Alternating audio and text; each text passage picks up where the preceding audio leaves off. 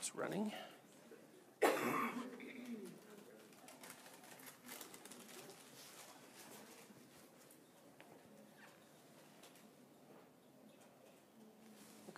All right, so let's talk about your brain. So there's lots of different ways of dividing up the brain, and believe me, people are still arguing about how to do that. So I don't remember if I've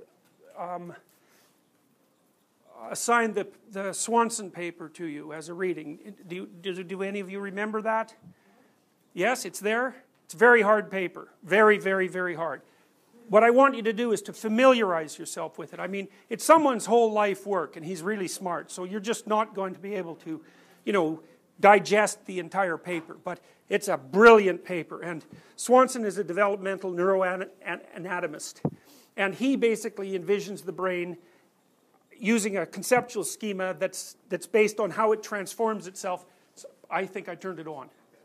Across time. So, and what I really love about Swanson is that he builds the brain from the bottom up, from the body upwards. Okay, so, and that's incredibly useful because there's a real dualism that still saturates almost all of the conceptions that you hear about the brain in most areas, and psychology certainly being one of those. We kind of treat the brain as if it's the place of the mind, and the mind is something separate from the body, and you could just sort of take your brain out of your body and you'd still have a mind, and it's like, no, wrong. One of the things the AI people discovered after many decades of trying to make things intelligent was that until they put them in a body, things weren't intelligent. So intelligence seems integrally linked to the ability to maneuver yourself through space in a physically embodied and limited form and to manipulate the world. So your brain is, first of all, your brain isn't in your head anyways, it's distributed throughout your body. All you have to do is look at the nervous system to figure that out. Second, there's more neurons in your autonomic nervous system than there are in your central nervous system. I mean, your brain is not only in your head. It's a really foolish way of thinking about it. So, all right. Having said that, there are multiple ways of conceptualizing the brain, and a lot of whether or not the conceptual structure is accurate is whether or not it's useful. So I'm going to go through a couple because they're useful in different ways. This is one that's basically based on the model that Russian neuropsychologists produced, led by Luria, who was the greatest Russian neuropsychologist and who had amazing students, and many of them laid down the groundwork for the models that we're going to describe, and they were heavily influenced by cybernetic thinking, by the way. So the two fields played like this over from the 1920s till now, really. So from the Lurian perspective, your brain is basically something that acts in the world and perceives the world, and the back half of the brain, roughly speaking, is for perceiving, and the front half is for acting. Now, here's something to think about. I'm sure you've been taught the prefrontal cortex is the seat of abstract thought, the seat of executive decision-making, for example. It's like, I'm not so convinced about that theory for a variety of reasons, but one of the things that is true about the prefrontal cortex is that during the course of evolution, it grew out of the motor cortex. So if you look at this representation, the top one, there's the primary zone, which is the motor strip, and then the secondary zone, which is the premotor strip, and the tertiary zone, which is the prefrontal cortex. And basically what happened was that first animals learned how to act, and then they learned how to represent actions before they implemented them. So the purpose of thinking is to represent actions before you implement them. But it's not only actions, because there aren't only actions, right? Because to act, you also have to perceive. And so really what the prefrontal cortex does is run simulations of how a personality might operate, an embodied personality might operate in a fictional world. And that's what you're doing when you're thinking. It's also what you're doing when you're watching movies or reading fiction or any of those sorts of things, right? Instead of having to act something out and potentially dying as a consequence of it, you can watch something being simulated and see what happens, and then if the outcome is good, you can implement it, and if the outcome isn't good, then you can let it die. And so, I think it was Alfred North Whitehead that said, the purpose of thought is so that we can let our hypotheses die instead of us. That's smart. That's a very smart thing. And so what's happened in some sense is that human beings have gone from evolution to meta-evolution, right? Instead of evolving, we can model evolution and then implement the ideas, the personality, so to speak, that we think are most functional. And we let our fantasy do the selection instead of the actual world. Man, it's a brilliant solution. It's a brilliant solution.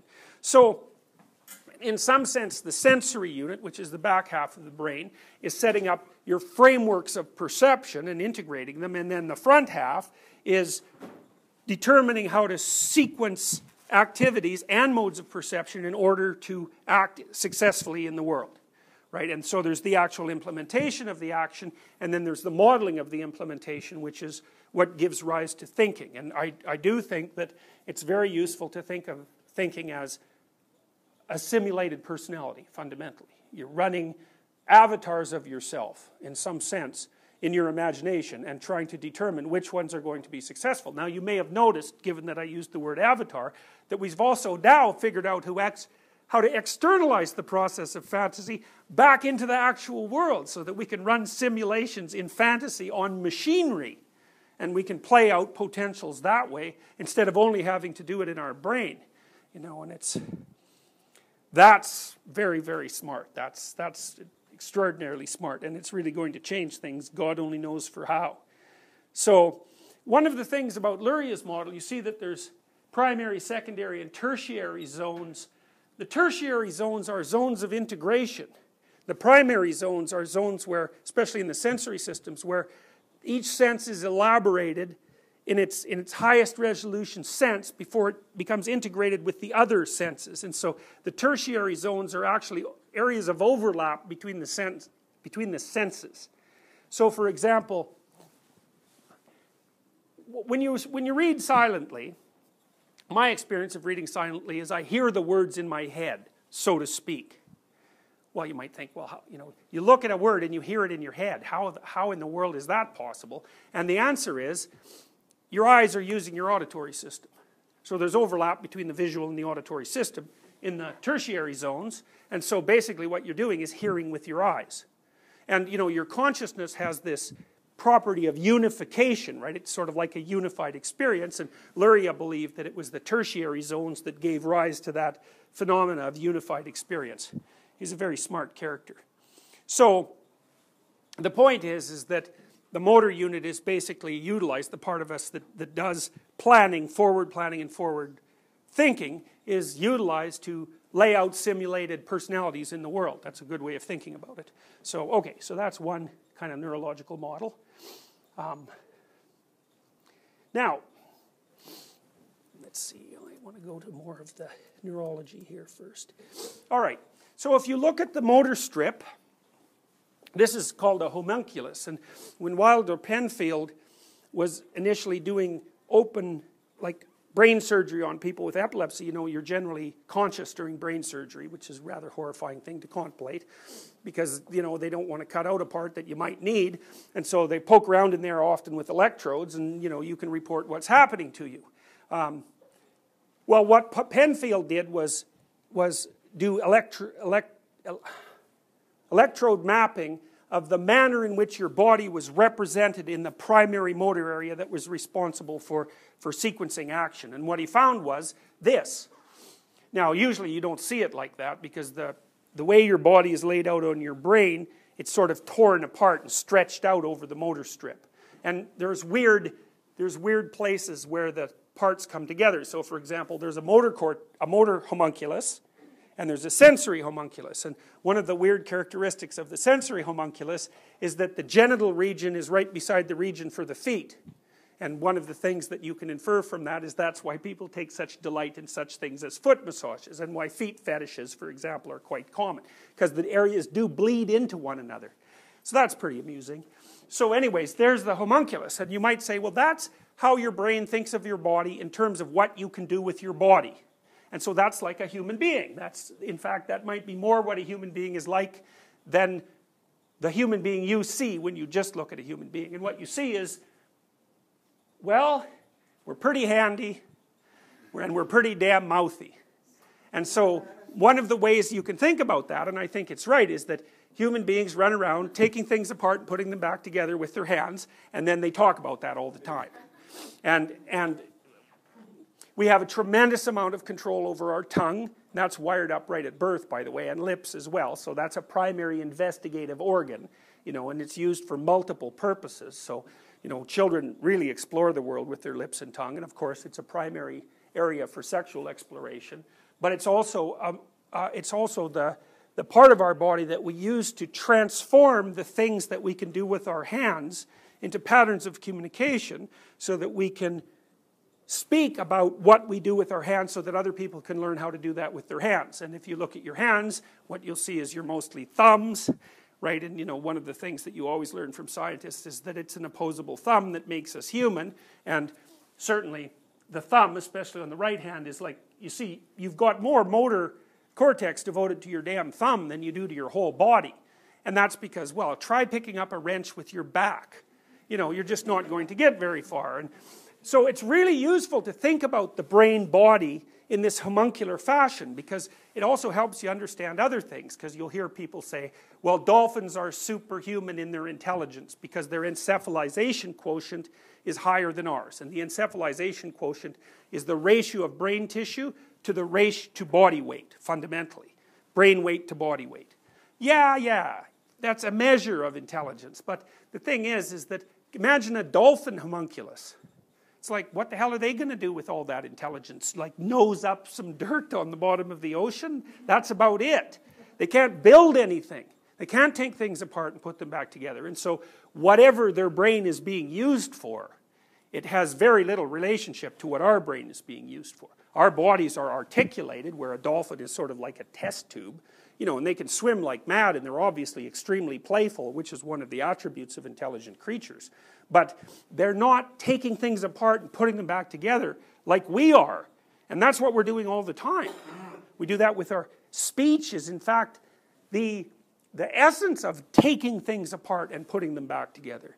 And the hypotheses are with regards to speech development that we developed our capacity for articulated movement before we developed our capacity for language, and that the only reason we ever developed a capacity for language was because it sort of developed as a secondary consequence of our developed ability to produce articulated action. Now, the two things probably spiraled across time. So I don't think you can, it's not a chicken came first and then the egg issue. It's that chickens have eggs and eggs have chickens, and that just keeps going. But the point is that our ability to represent things in an articulated manner is directly related to our ability to use our joints in an articulated manner. And so that's what we're like in the world. We're out there doing things to it and then talking about it. We're very handy and we're very mouthy. So that's useful to know, because that's sort of how the brain pictures the body. And the fact that the brain pictures the body that way means that that's how the brain conceptualizes the body as an entity for use in the environment. And so you say, well, how do human beings adapt? Well, we run around taking things apart and putting them back together with our hands and talking about it. And we're very good at that. And so you could say, well, in some sense, that's our primary. I think that it's a reflection of the same processes that gave rise to the idea of the hero. Because there's two ways of adapting to the world, in some sense. One way is just to do what everyone else has done that's always worked. All animals do that. That's what they do. Like bears now and bears 1,000 years ago, it's like they're the same bear, even though they're very complicated. Same with chimps, People say chimps have culture and can make tools. It's like, that's wrong. And here's why it's wrong.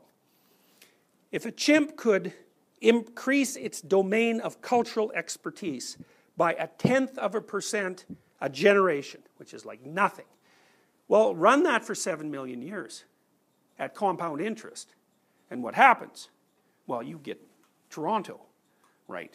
I mean, I don't know how much we transform our culture with each generation, but it doesn't have to be very damn much for there to be cities after 2 million years of iteration.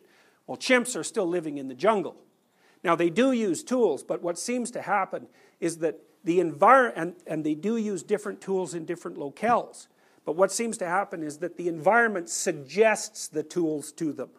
So they have a certain level of intelligence, and they can figure out how to use what's at hand, And what's at hand is different in different places, so they use different tools. But that doesn't mean they're thinking up different tools. They're not, clearly, because there's no accumulation. There's no accumulation of culture. So I don't see how you can escape from that mathematical argument. And you can make the same argument to pretty much any other creature. You know, even ants, it's like they're making the same damn anthills they were making, well, God only knows how long ago. I mean, they're very successful at it, but there's no innovation. And so being the same as the things that lived before you that lived is a pretty good strategy. But that isn't the human strategy, or it's actually half the human strategy. Because half our strategy is to do what everyone else has always done, and the other half is to fix that where it's not working very well, or at least to try to fix it. And I think this is an excellent representation of the abilities we have embodied to do precisely that. So, here's another way of thinking about the brain. This is partly from Luria, again, in the Russians. This is from one of his students whose name is L. Conan Goldberg, who's a practicing neuroscientist in New York, and I think he's a very bright guy. And I like his theory because, you know, you've heard classic theories about linguistic versus non-linguistic hemisphere. So the left hemisphere usually is regarded as the linguistic hemisphere because in right-handed males in particular, language tends to be, you know, pretty located in the left hemisphere. Now, what I would say instead of that is that there are linguistic and non-linguistic systems in the brain. And most of the time they segregate out so that the linguistic system is in the left hemisphere and the non-linguistic system is in the right hemisphere, but it doesn't have to happen that way. It can be reversed with people who are left-handed. It's more distributed in women. And if you lose your whole right hemisphere when you're like 18 months old, so you don't even have a right hemisphere, your left hemisphere will specialize so that it has a linguistic system and a non-linguistic system. Partly the way to think about that is that, you know, the top part of your brain, the cortical cap, you can kind of think about that as plurivalent territory. Lots of things could happen to it. And what happens is that as you develop, the underlying systems, the more biologically archaic systems, colonize the cortex. They fight, basically. So, you know, your ears and your eyes fight over which part of the back of the brain they're going to have access to. And usually the eyes win at the back part of the brain and the ears win more here. But, you know, if you don't have any eyes, the ears are going to colonize the visual systems. And that's partly why if you can't see, you can hear better. So, and even if you lose your hand, like if you lose your thumb when you're an adult, what will happen is the part of the motor cortex that represents your fingers will grow. It'll grow into that area so that you have more brain now devoted towards these fingers. And if you're born without hands and use your feet, then the feet will start to develop a map that looks like the map of the hand. And there's some flexibility in that, even in adulthood. So there are these underlying systems that grow up, and you know they expand their capacity for differentiation and synthesis by occupying the cortex. And that can happen in a variety of ways, even though it tends to happen in a standard way during normal development. So you could say, it's better for your eyes to invade the visual cortex because it's sort of set up for that. But if they can't invade the visual cortex and it invades the auditory cortex, that works like 90% as well. It's something like that. So the top cortical cap is somewhat specialized, but it's not specialized to the degree that it's lost its plasticity for the first stages of development. It's why child neuropsychology tends to be such a mess, is because the child's brain is so plastic that you can't really say with any certainty what any given part of it happens to be doing, except down in the, you know, in the ancient areas where some stability has been attained. So here's a way of conceptualizing the difference between the left and the right hemisphere. Although, again, I wouldn't think about it that way. Now, the classic distinction is linguistic, non-linguistic. Now, Goldberg puts that on his head. He says, no, linguistic, non-linguistic is an emergent property of a more fundamental division. The more fundamental division is between novelty and routine and anomaly. And that maps onto the sorts of discussions that we've been having. What do you have to deal with in the world? Things that work the way you think they will and that you want them to. And then things that don't. So you have a system that works with the things that work the way you want them to, and you have another system that deals with the things that don't. And roughly speaking, in the standard human brain, the right hemisphere seems to be wired for novelty detection, emotional response, and provisional processing, whereas the left hemisphere seems to be specialized for routinized activities, and that would include representation in language. Now what happens, for example, if you practice a novel task, is that when you first do it, it's very computationally demanding, and so you set out a lot of energy, and a lot of your brain is at work, especially in the right hemisphere. And as you practice it, the right hemisphere stops working and the left hemisphere works more and more, and then a big part of the left hemisphere works, and then as you keep practicing it, that moves back until there's a little tiny part of your brain that's really active when you're doing it and you're good at it. And so partly what happens is, imagine it this way, is your brain, when you're first trying to do something complex, maybe you're trying a new piano piece, or maybe you're doing some improvisation. It's like you're trying out all sorts of things, right? A lot of it's error and error correction. It's a bloody mess. It's exhausting. You're doing all this, and you're getting rid of that thing that doesn't work and that thing, and you re-practice this part that's awkward. And as you do that, there are fewer and fewer errors, less variability, and more routinization. And as you're doing that, you're building a little machine at the back of your head that does this perfectly, but that really can't do anything else. Now, that's really an interesting thing to think about. Because what it implies is, whatever you practice, you build into your implicit processing systems. So be careful what you practice. Because once you get one of those little machines back there and it really knows what to do, it's there. Now you could build another little machine that stops it from doing what it's doing.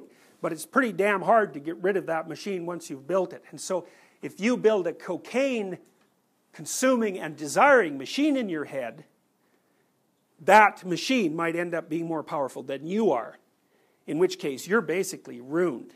And that's really what happens to people who are addicted, because they build expertise in cocaine seeking and preparation and ingestion, and it's really a powerful system because it gets hit by dopamine every time it's successful. So it grows into this like monstrous subpersonality, and all that you need to activate that subpersonality, even if it's been dormant for a long period of time, and you know you're out of the addiction, is the sight of something associated with cocaine. It's like, whoop, up it comes, and you're under that's the monkey on your back, so to speak. And so what happens when you're trying to get people unaddicted is that you can take them to a treatment center and let them go through all the minor league horrors of withdrawal, which are nowhere near as bad as people generally claim. So like heroin withdrawal is like a very bad flu for about 4 days. It's not exactly pleasant, but it's not like alcohol withdrawal, which just like kills you often.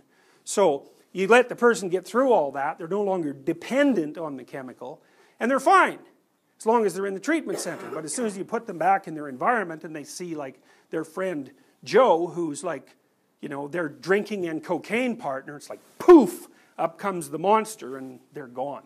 And it's very, very difficult to treat addictions, and that's because an addiction is not a psychological thing.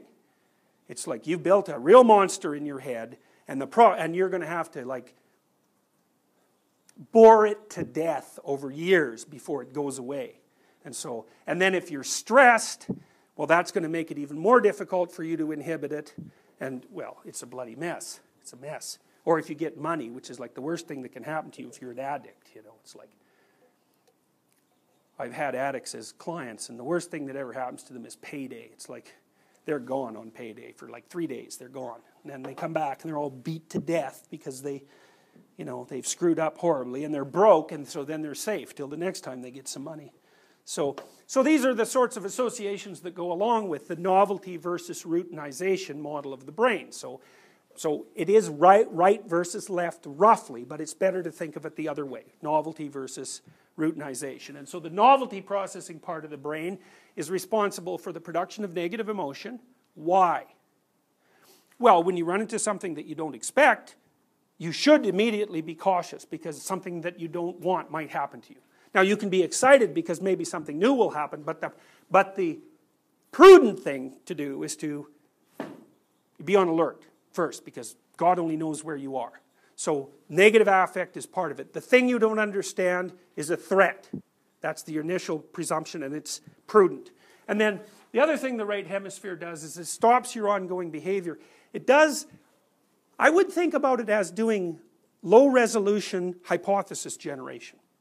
So for example, if you're alone at night, say, and I don't know, maybe you've watched a horror movie, so you've got yourself nice and primed, and it's like 1 in the morning and you're tired and you haven't eaten anything for a while, and you hear some weird noise in a room upstairs, images are going to flash through your head. And they're basically hypotheses about what might be up there. And, you know, they can take bizarre form, like especially if you've been watching a horror movie, you know, God only knows what so some serial killer with like a hockey mask up there or something, you know. But what your right hemisphere is doing is a very rapid, quick and dirty processing of what the horrible thing might be. And you're on alert, and you need to kind of know what might be there. And so you overestimate, might be the worst thing you can imagine, and that'll freeze you like a rat. And if nothing else happens, then, well, maybe you'll hide under the bed, which, you know, might be a useful solution. Or probably you'll, like, walk upstairs and see what happens as you walk. And if nothing comes leaping out and killing you, then you'll think, well, it's at least not the sort of monster that leaps out and kills you when you're walking up the stairs in the dark. And so you're narrowing it. You're developing a higher and higher resolution model of the thing. Then, you know, you go upstairs and you find that, I don't know, maybe your cat knocked a stuffed animal onto the floor or something, you know, it narrows it down to irrelevancy. But your right hemisphere is going to be doing the initial quick and dirty processing, and those are low resolution representations. They're often archetypal. You know, it's like things that go bump in the night. Well, it's a big category. And you might think, well, is that a reasonable category? It's like, it's a reasonable category. Things in the night that might hurt you. It's the category of monsters, fundamentally. So, and you know, you might say, well, there's no such thing as monsters. Well, we already went through that with the little book, didn't we? So, of course there are. It's just a low-resolution category, you know. So, but that doesn't mean it isn't useful. Larger motor actions are associated with the part of the brain that does novelty processing. And again, that's kind of low resolution, right? Because when you really figure something out, you can fiddle around with it in detail, but if you're reacting in a quick and dirty manner, you're using your whole body. So, and on the routinization side of the equation, you've got positive emotion moving forward, because it's much more appropriate to move forward in fully articulated territory, because you know what you're doing. And so if you understand the territory and you've articulated it, then the probability that you're going to get what you want when you're there is going to be very high. Word processing, linear thinking, detail recognition, detail generation, fine motor action. The actual physiological structure of the left hemisphere is more differentiated than the physiological structure of the right hemisphere as well. And another way to think about it, I think, is that the novelty processing unit, which is non-linguistic, is actually under the control of the underlying limbic and hypothalamic systems. So it's bottom up. It's sort of the part of your brain that still acts like an animal acts. Whereas the linguistic part, that's sort of the you that you think of yourself as. That's where the, roughly speaking, the ego that's talking to itself resides. And I think it is capable of top-down control to a larger degree than the novelty processing unit, which is still working as a quick and dirty defense system and is highly motivated by more primordial systems. So, okay, so that's another way of thinking about it. We can zero it in a little bit more. There's been a lot of work on a brain area called the hippocampus, and the hippocampus is the part of the brain that moves information from short-term attention to long-term storage. It seems to do that across time. So, for example, if you suffer maybe impact-induced amnesia, a little bit of oxygen deprivation. The hippocampus was a very active part of the brain, and so it doesn't like being deprived of oxygen. And so if you have brain trauma and you get oxygen deprived, it'll damage the hippocampus. And then what often happens is you can't remember the accident. You can't remember what happened for 6 months before the accident. Your memory of the last 18 months is pretty hazy, but the farther back you go in time, the more likely you are to have access to the memories. So what seems to happen is the hippocampus it does a bunch of things. It moves, it probably organizes your autobiographical information initially, and then as it's elaborated in memory, it moves up into cortical representations and becomes more permanent. And maybe articulation has something to do with that. Like, I have a suspicion that partly what you're doing when you're doing the writing that you already did is you're moving information more and more permanently into cortical representation, cortical semantic representation. You're detaching it from its underlying emotional substrate. So the hippocampus seems to be responsible for that. So if you take people whose hippocampi, because there's two of them, have been destroyed, there are a few clinical case reports of people like that, they can't develop any new autobiographical memory. So the most famous of those patients was a guy named H.M. who had bilateral hippocampus damage, partly from surgery and partly from epilepsy, and he was stuck in like 1957 for 40 years. He couldn't even really recognize himself in a mirror because it was like the old him. And although he could learn new procedures quite well as a normal person, so he could learn a new procedure by practicing it day after day, but if you showed him the thing he'd learned, he'd say, I never saw that before, even though he got much better at it. And so he was one of the first cases that showed that memory systems were dissociable. So, anyways, the hippocampus is a big deal. Now, the Russian neuropsychologists, Solikov and Vinogradova, followed by Jeffrey Gray, followed up on this cybernetic model via Luria. And they came up with the hypothesis that what the hippocampus was doing was comparing what you expected to happen in the world with what was happening. Okay, so it's an expectation-based model. The idea was, because they were behaviorists, the idea was there are stimuli in the world, they're actually there, you're monitoring them, you have a sense of what's going to happen, which is a cognitive expectation, and as long as the two things are co-occurring, then your emotions, particularly your threat response, is inhibited. So the threat system is sort of always on, but as long as everything is happening the way you expect it to happen, then it's inhibited. Now the way it's inhibited, it seems to be, it's something like this. There's a part of the brain that's very deep called the reticular activating system, and the reticular activating system is an ascending stream of neuronal connections. And if you're in a car accident and you twist your head and you snap that tract, because it's actually fairly fragile, then you're unconscious forever, and that's that. So it's very, very important tract, and it seems to be governing arousal. It's what governs your emergence into consciousness and your descent into unconsciousness at night. Very, very, very old brain system. And what it seems to happen is if the hippocampus detects a mismatch, it's tonically inhibiting the reticular activating system. So as long as everything is going according to expectation, the reticular activating system isn't sending a message to the amygdala and other systems that are primarily associated with emotion. It's not sending a signal to them saying, wake the hell up. But as soon as there's a mismatch, then the hippocampal inhibition of the reticular activating system declines, and the amygdala and other emotional systems, motivational systems as well, turn on. So, or are no longer inhibited, which is a better way of thinking about it. Okay, so now, when Gray, who is also one of the cybernetic theorists, talks about what happens when you hit something that's unexpected, he basically says you have to revamp your motor programs and your expectations of the future in order to reconcile the error. And that's a complex process and it requires exploration. But the problem with that theory is you don't have access to the present. You have a model of the present. And you don't expect things to happen, you want them to happen. And so what that means is if they don't happen the way you want them to, you have a bigger problem than the cognitive cybernetic theorists originally envisioned. And the problem is, the place where the error might be is way bigger. It might be in what you want, it might be in how you put together what you want with the other things you want, it might be how you put together all those things with what other people want, it might be something wrong with your conception of your abilities at the present time, it might be a skill deficit, and it might be something that's gone astray with your conceptualization of the future. That's a big search space.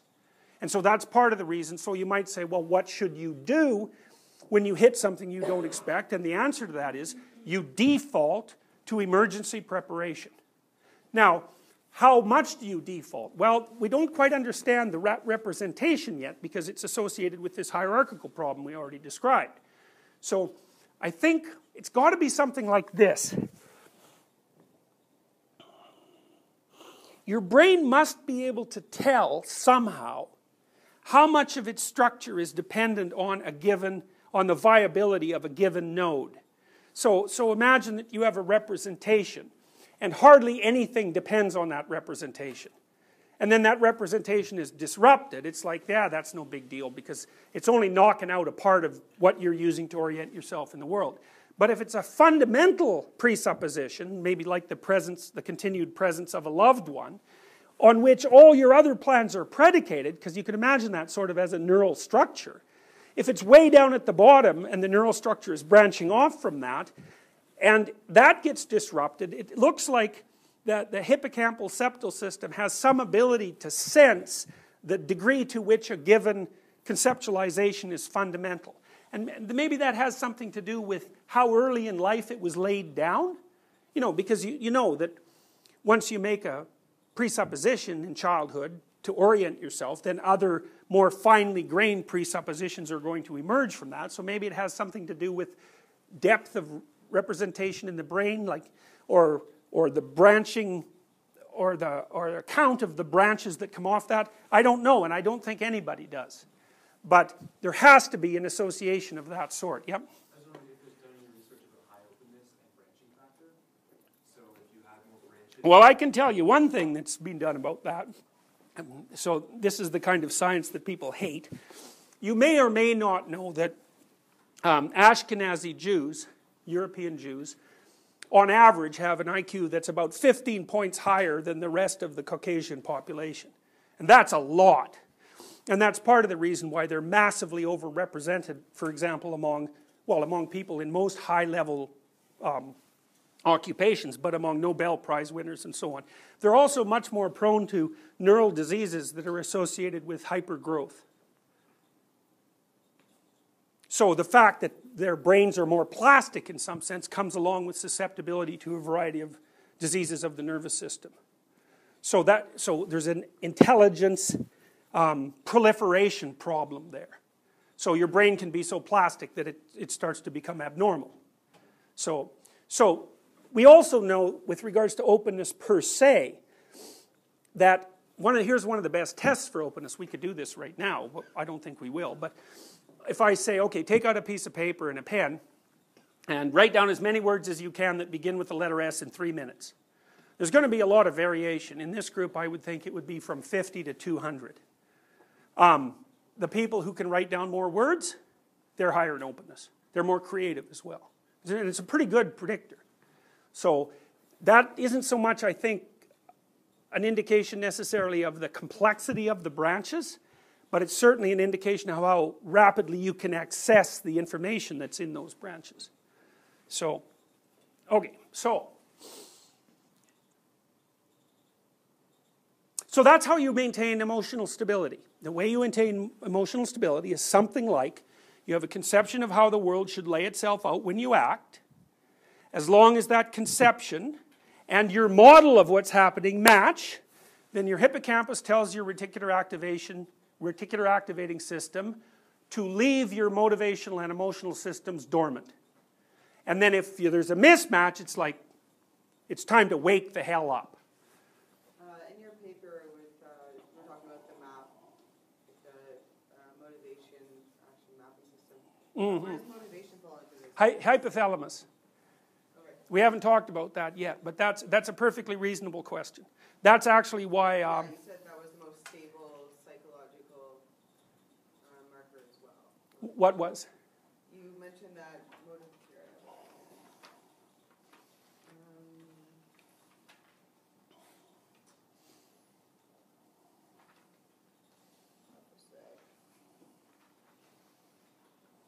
said that motivation is motivation provides most stable of the psychological strategies. Oh yeah, okay, so fine. Okay, so you can conceptualize the brain like this. You know, you hear about emotions and motivations, and I'd say, well, those are low resolution boxes. Because it actually turns out that if you look at each of the major motivational systems, and you know, you can argue about what they are, but we can kind of lay them out. Pain is one, that's for sure, that's an old one. Thirst, hunger, sexual drive, defensive aggression, predatory aggression, play, love, pair bonding, what else? And then there's basic emotions, you know those. There's like hope and surprise and joy and fear and disgust, and that's good enough. You get the picture, you know, and you can expand that and contract it depending on how you conceptualize it. And you can say, well, some of those are motivational systems and some of those are emotional systems. And the actual answer to that is, well, not exactly, because that's only a low resolution categorization system. It might be useful to distinguish them from cognitive systems, but the truth of the matter is that each of those systems has its own neurological substrate. And those neurological substrates are not identical. Like, there's some similarities between them, but there's lots of differences. And so some things are more emotion-like, and some things are sort of half like emotions and half like motivations. Anger is sort of like that. And then some things are more pure motivations, because hunger, people don't generally think of that as an emotion. And I think it has to do mostly with the propensity of the underlying system to establish an entire framework of reference. So hunger will do that.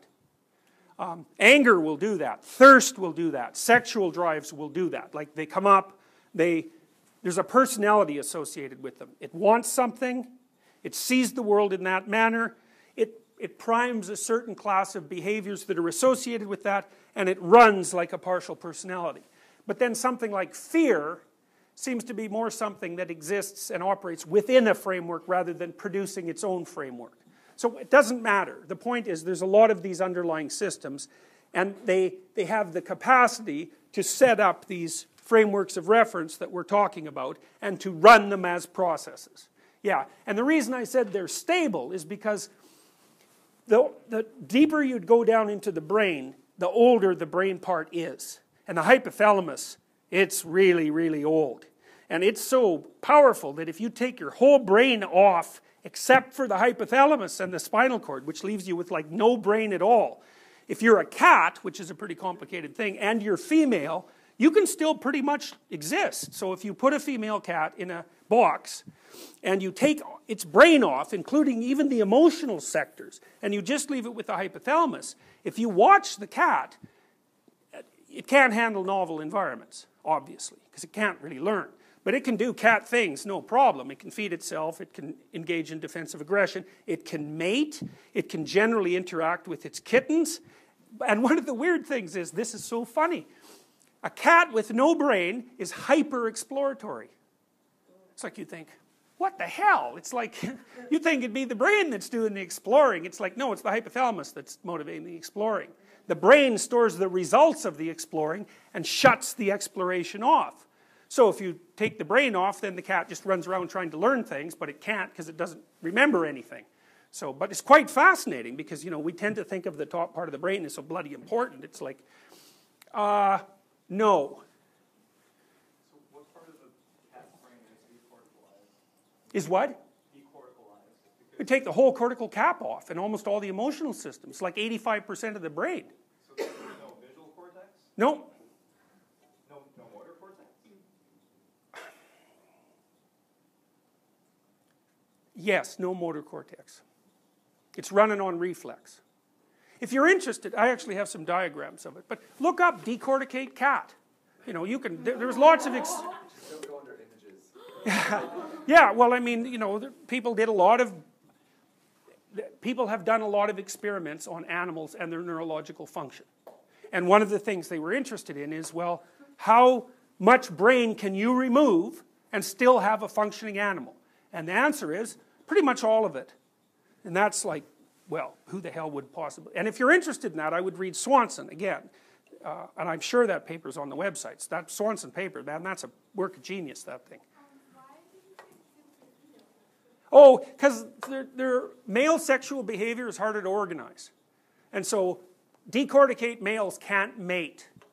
So if you ever meet a male who can't mate, then, you know, anyways.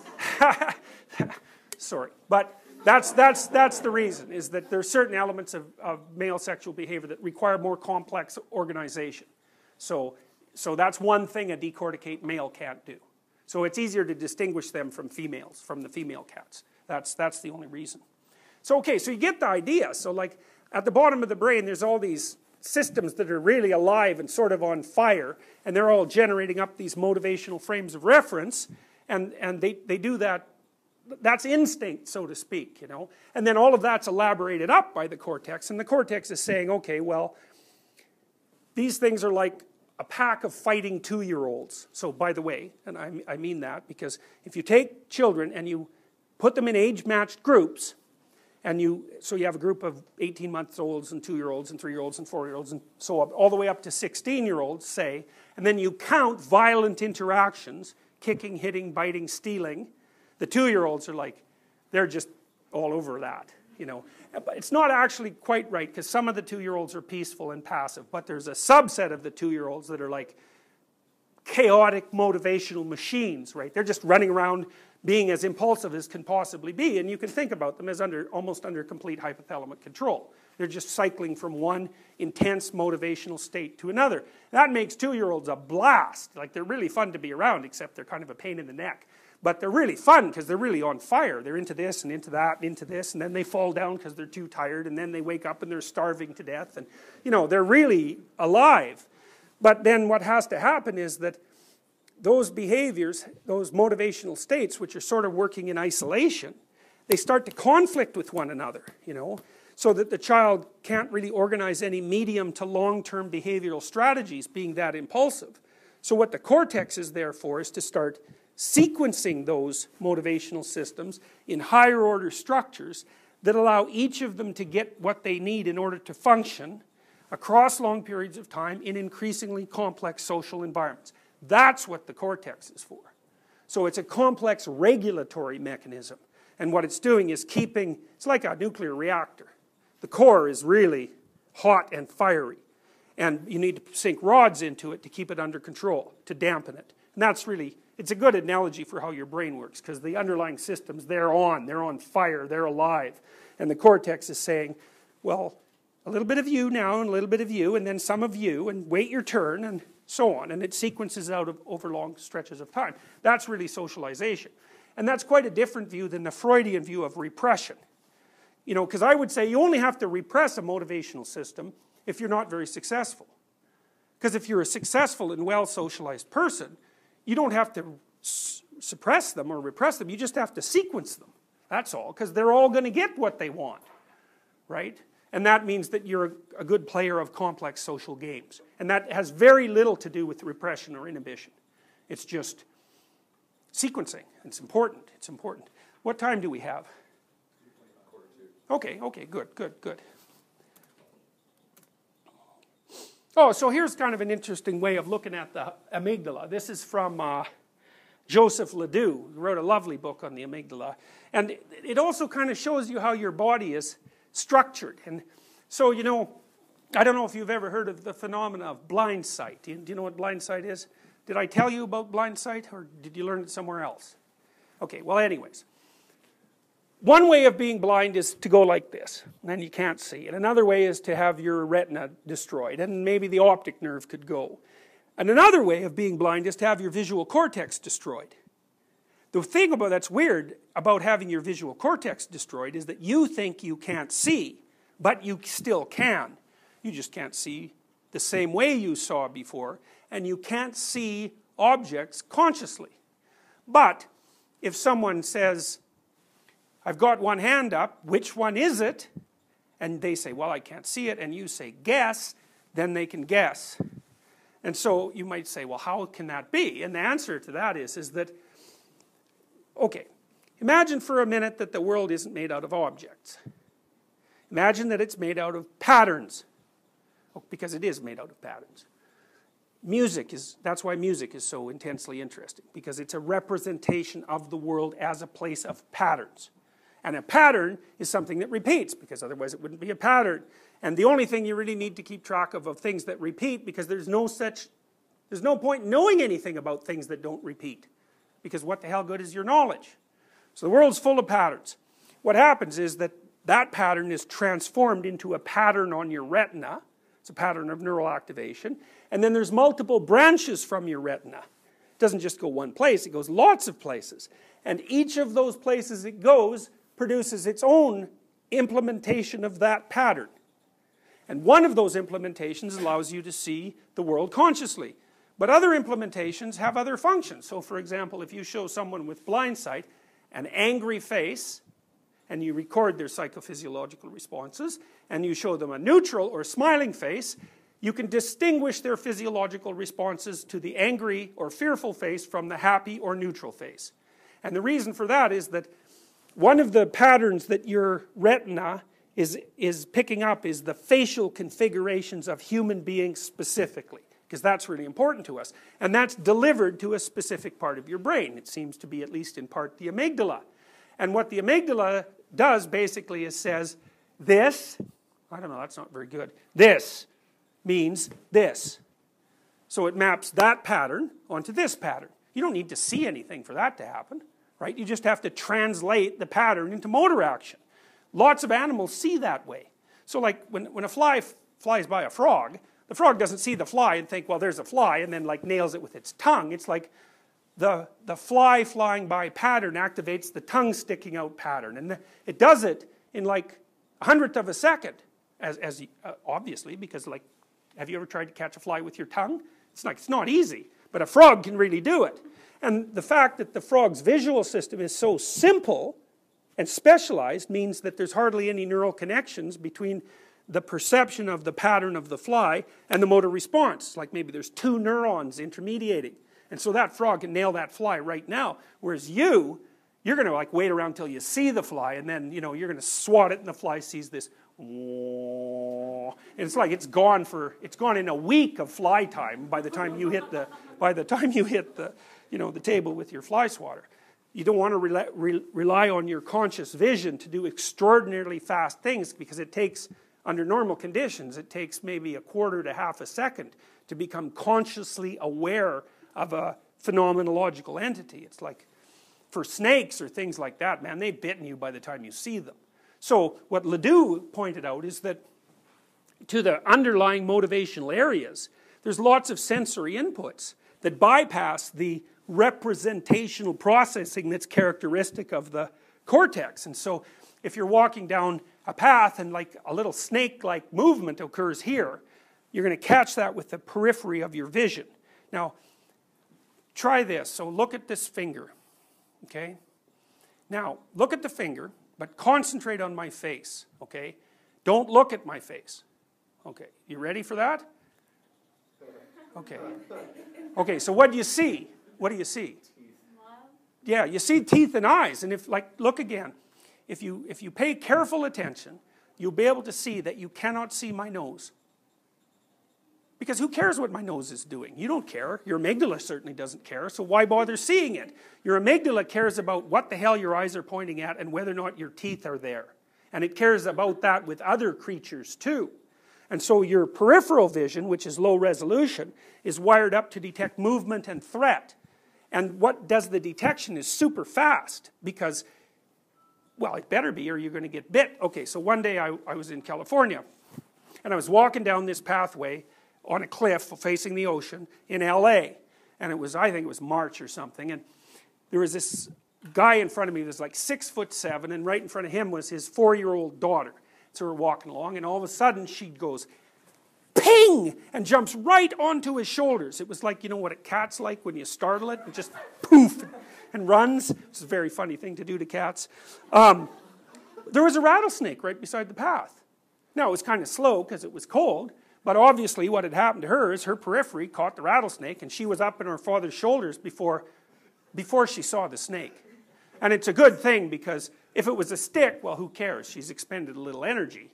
So the amygdala can be kind of low resolution and it's still useful. But if it was a snake and it was going to strike, the fact that she had jumped onto his shoulders before she even saw it was going to save her. And so one of the things that, in principle, the underlying motivational systems are wired up to detect are primary fear stimuli. And so those would be, you can kind of list them off. Now, for a long time, people thought you learn to be afraid, which I told you is rubbish. You learn not to be afraid. Then they thought that you could learn to be afraid to some things more easily than others, but you still had to be exposed to those things. And then they figured out, no, there's just things you're afraid of. And one of those things is snakes. And chimpanzees, for example, they don't like snakes. And even if you raise chimps and monkeys, so they never see a snake and you show them a snake, they are not happy about the snake. So the snake's like uber predator. You know, I found now that mammals, I should have known this, been around for about 220 million years. So we've been battling with reptiles for a very long period of time, right? Back when there were dinosaurs. Anyway, so the idea that like predatory reptiles are a bad thing, that's way deep down inside of us. And so we have systems that we've conserved as we've evolved, not because they're accurate, but because they're really damn fast. And so one of the things your retinal patterns do is map themselves right onto your spinal cord. And that's super fast, super low resolution. So it means your eyes can make your body move. There's almost no intermediation of thinking. And so the old behavioral ideas that you were a stimulus response machine were right, except that you're a stimulus response machine with a bunch of more complex processors built on top of that. But the stimulus response machine is still there. And the reason it's there is because it's super fast. And so there are these multiple levels of the nervous system, and as you go down into more and more fundamental systems, they're faster and more stereotyped. And as you move up, they're more complex and slower. And the sensory systems have input more or less at each level. And so partly what your brain is trying to figure out is when should you use the quick and dirty systems and when should you use the slow and contemplative systems. And the answer is, if it's a primary fear stimuli, which would be fire, teeth, skeletons, blood, genitalia, generally speaking. Is that it? Immobile bodies. Well, and then there's all sorts of noises, baby cries. Well, for example, we just did an experiment. I told you guys about latent inhibition. Do you remember that? Maybe not. If you listen to a bunch of numbers, and in the background you hear a white noise burst, so it's going shh, shh. So maybe I get you to listen to that for 3 minutes, and I tell you to count your number, okay? Then I play the same soundtrack, and I show you a bunch of lights, and the lights go on one by one. And I try to get you to predict what's turning those lights on. If I make it the white noise burst, and you've already heard that for 3 minutes when it didn't signify anything, it's going to be very difficult for you to learn that the white noise bursts are now what turns on the lights. So the way you determine that is you play people, before exposing them to the lights, one tape that has the white noise bursts, and another tape that doesn't, and then you play both of them, both groups, the white noise burst and the numbers, and turn on the lights. And the people who weren't pre-exposed to the white noise learn it faster by a substantial amount. That's called latent inhibition, and that's what makes things invisible for you. You see things, nothing happens, you learn to ignore them. They're irrelevant. So you're using latent inhibition to eradicate their relevance. We did it with baby cries. People don't develop latent inhibition to baby cries. So if you put little baby cry in the back instead of white noise, doesn't matter how many times you expose the person to it, they learn that the baby cry turns on the lights right away.